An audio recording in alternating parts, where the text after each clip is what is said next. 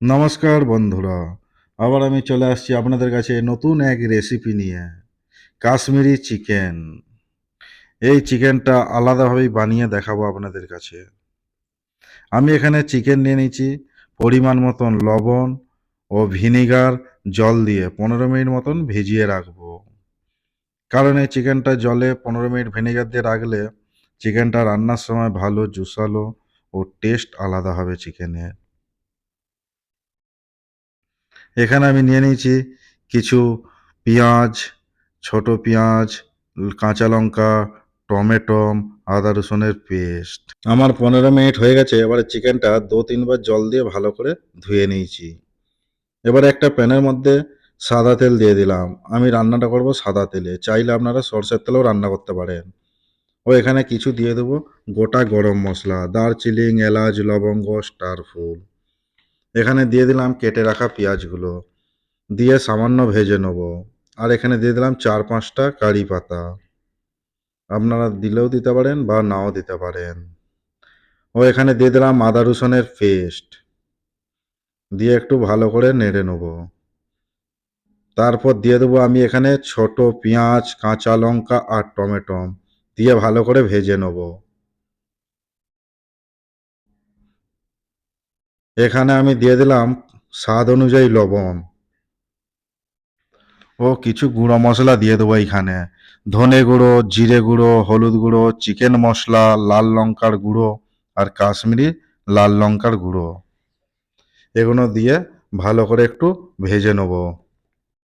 মশলাটা 2 মিনিট মতন ভেজে নিয়েছি। এবার এখানে সামান্য অল্প জল দিয়ে মশলাটা ভালো করে কষিয়ে নেব।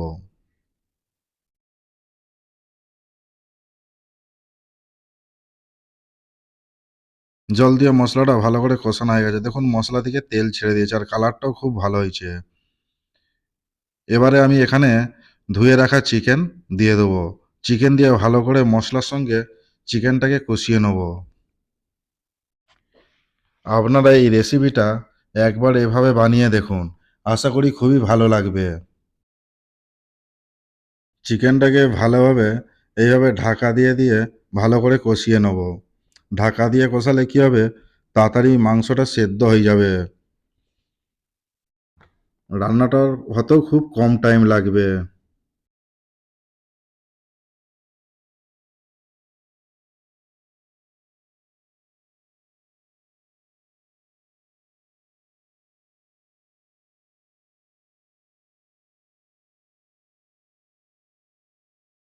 চিকেন আমার কষানো হয়ে গেছে।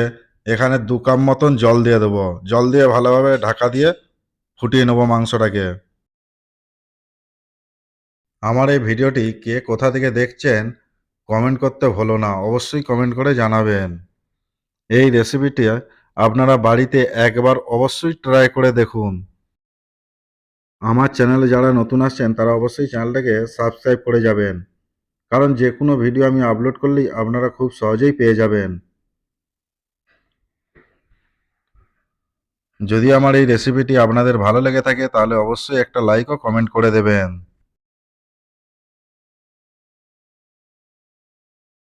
মাংসটা হয়ে গেছে। এবারে এখানে আমি 1 চামচ কসুরি মেথি দিয়ে দেবো।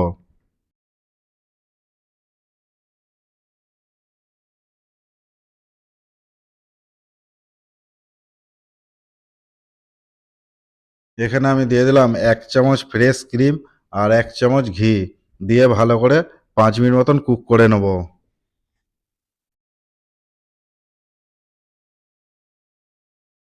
বন্ধুরা আরও নতুন নতুন রেসিপি পাওয়ার জন্য আমার চ্যানেলটিকে সাবস্ক্রাইব করে রাখুন ও বেল নোটিফিকেশনটি অন রাখুন, যাতে আমি যে কোনো ভিডিও আপলোড করলেই আপনারা খুব সহজেই পেয়ে যাবেন।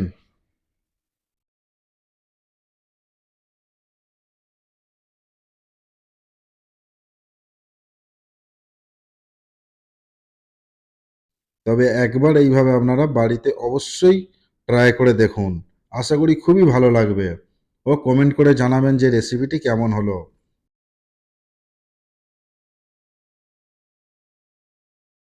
এবারে এটা একটা প্লেটের মধ্যে ঢেলে উপর থেকে গার্নিশ করে দিন কাঁচা লঙ্কা ও ধনেপাতা দিয়ে।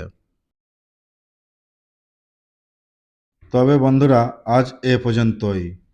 আবার দেখা হচ্ছে নতুন কোনো রেসিপি নিয়ে। আপনাদের যদি কোনো নতুন রেসিপি জানার থাকে আমায় কমেন্ট করে জানাতে পারেন। আমি অবশ্যই চেষ্টা করব সেই ভিডিওটি আপলোড করার। আপনাদেরকে অসংখ্য ধন্যবাদ আমার এই ভিডিওটি দেখার জন্য।